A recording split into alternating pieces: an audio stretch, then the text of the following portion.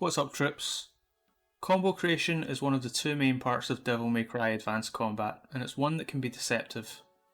What you see on YouTube or Twitter is almost always the result of a long period of experimentation and polishing. Making combos is a messy, perpetually evolving process, so I'd like to show off what goes on behind the scenes in the form of a basic Vergil combo. I'm far from the best combo creator in the world, but I was thinking that might actually help here. Coupled with the fact Vergil is so fresh and I have no experience with him in previous games, seeing how someone with not too much knowledge and not a lot of execution approaches this could maybe inspire some of you who think it's too hard to make the dive in and take a look. You don't have to be anywhere close to the best player in the world to get the satisfaction of making and executing a combo you're proud of. A lot of what you'll see in this video is to my personal taste, so if you think I'm a dumbass and have different opinions on what's cool and what isn't, that's great. Find your own style and don't let anyone else dictate it. There are two main ways I get combo ideas. The first is having some inspiration hit me while I'm not playing the game. Stealing a snippet from someone else's combo mad or Twitter clip and seeing what you can make of that idea is probably the easiest when you're new, but it really can be anything. The second way is goofing around and something weird or interesting happens, which is what happened to me here.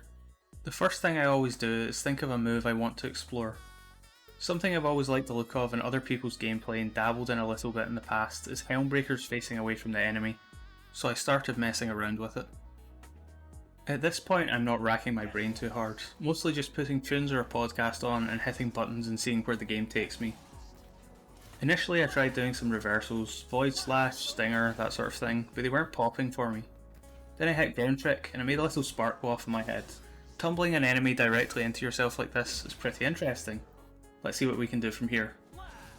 Finding little interactions you like this, and playing with them can take you places nowhere near your original idea, so it's really good to explore them even if you don't end up using them. This was also the first stumbling block.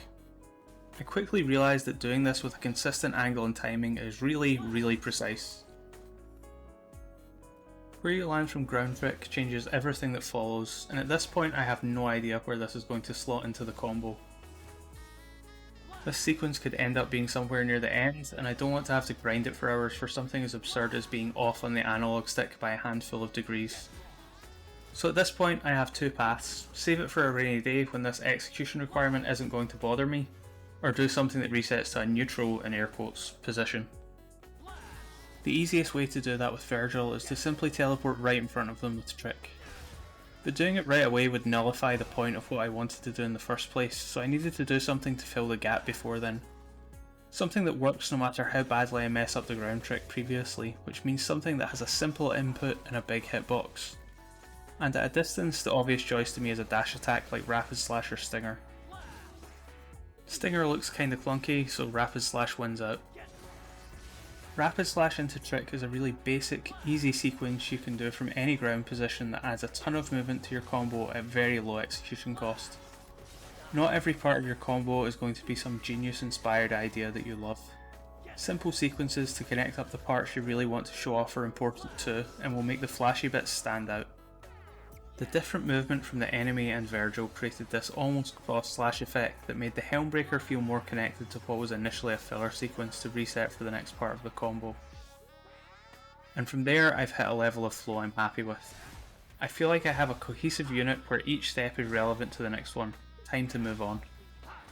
I'm not sure about other players, but for me personally, after I have a section like this locked in, I go back to step 1 and work on an idea that's completely unrelated. One piece of Vergil tech I'd seen around but hadn't used before was Inertia Trick after Stinger, so I started experimenting with it. So the first thing of note obviously is that Stinger sends the Kana flying. There's only a few moves that connect from here without touching the ground, and I knew I wanted to stay in the air and use Inertia, so I needed to modify it to stop the knockback from being so extreme. This is simple with Vergil, since you can just throw in a sword and it will stop dead in its tracks, allowing you to do whatever you want. I still haven't touched Beowulf at this point, so it seems like the prime candidate for experimentation. I try some stuff out with it and find that I can connect a reverse dive kick from the Stinger to launch the enemy in the other direction. I knew just based on my own taste that keeping going in the same direction as the Stinger wasn't going to do it for me, since changing directions and swapping sides is one of my favourite things in combos. From here I practiced the execution for a bit and I figured out the timing I needed to make it all connect smoothly. Until I messed up my weapon switch and this happens. I've just stumbled upon a way to link the current idea I'm working on with the old one. You'd be really surprised how often weird serendipitous stuff like this happens when creating a combo, and you need to let it take you where it takes you and not be rigid with your ideas. I immediately knew I was scrapping the Killer Bee and going for the reverse Helmbreaker, but that brings the combo to a crossroads. Do I want this to be a starter that segs into my first idea, or reuse it to create a theme that runs through the combo where I branch out of the same sequence multiple times? As a player who doesn't have the best execution, my answer to this question is going to be based on what follows the original sequence, so I have to jump back to there. If it's something hard, I really don't want to be doing it late into the combo. It's important to know your limits and make concessions for your skill level, because getting disillusioned with your own ideas is a surefire way to make playing the game not fun. From where the original chunk ended, after rapid / trick toward, I'm in a position where I can do basically anything I want since I'm close to the enemy and they're grounded. At this point the combo has almost no verticality to it, so a launcher is what I'm thinking of here. Rising Star and High Time are both equal candidates since they do roughly the same thing, but the last move I hit with was Rapid Slash, so switching to Force Edge can add a bit more variety. I also take this opportunity to drill muscle memory for this sequence a bit. While I'm doing so, I discover that High Time after Rapid Slash has a kind of weird interaction. Do it quickly while the multi-hits from Rapid Slash are still going off, and the enemy will stay grounded while you won't. This flies in the face of the previous idea, but it's a pretty unique interaction, so again, old intent scrapped. If something cool happens, go with the flow always. Before I even started working on this combo, I'd already decided from stuff I'd seen in other people's gameplay that I really wanted to incorporate a reverse ground trick judgment cut, and this seemed like the ideal place to slot it in. Because the Kana is still grounded, I can cross it up and get close to the ground again to resume ground movement. This can be a pretty tricky sequence, so I lock in the decision that this part of the combo will be my starter, and the stinger part will come later. So from here the big question is, how do I get to my stinger and connect the next part? This was probably what I spent the most time on in the whole combo.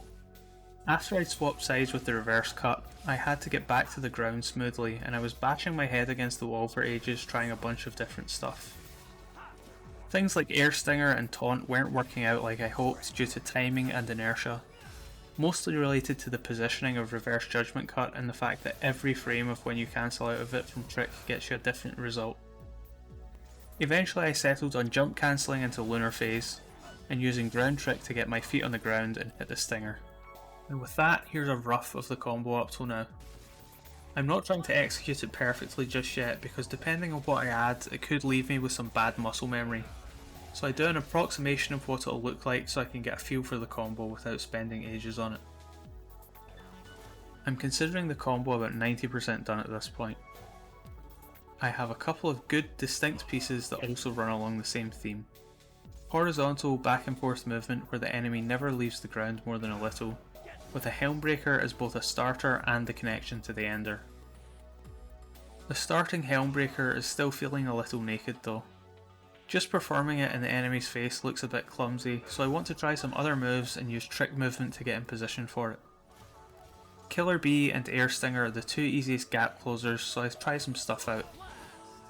Both Killer Bee setups have issues, while the Air Stinger version looks nice and smooth and gives me a good cross up, so it's an easy choice.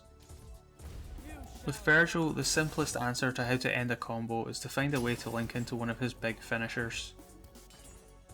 I'm sure I don't need to explain to the esteemed viewers of my channel and their excellent taste that Judgment Cut End is the best and most coolest of finishers, and the only choice for a video like this.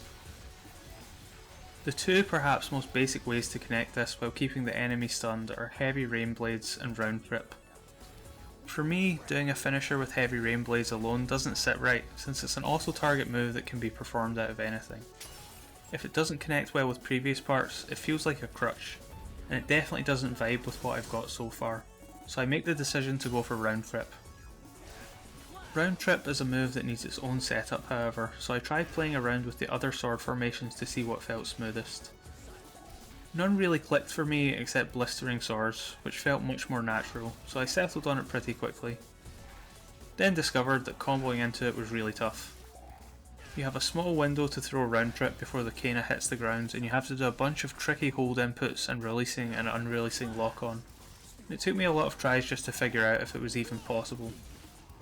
After a bit of practice, however, I got my hit rate on it up to about 40% or so, which was enough for me to proceed. If I did judgment cut end too fast, the round trip was still there when it finished, which looked kind of ugly.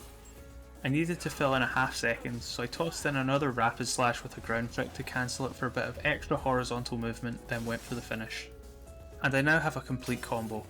This is mostly a PC player luxury since we can use trainers, but looking at the void for every combo gets really exhausting, so I head out into the field to find somewhere that doesn't have terrain that will mess things up, and have a slightly more visually interesting clip.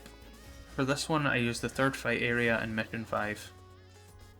Now all that's left is executing it, which for this combo specifically I was assuming would be the most time consuming part.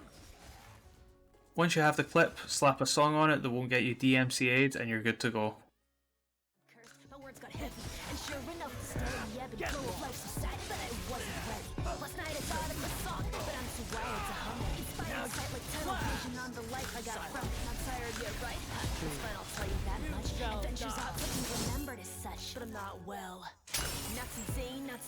And all of that gets me a nice, neat gameplay clip to upload to Twitter.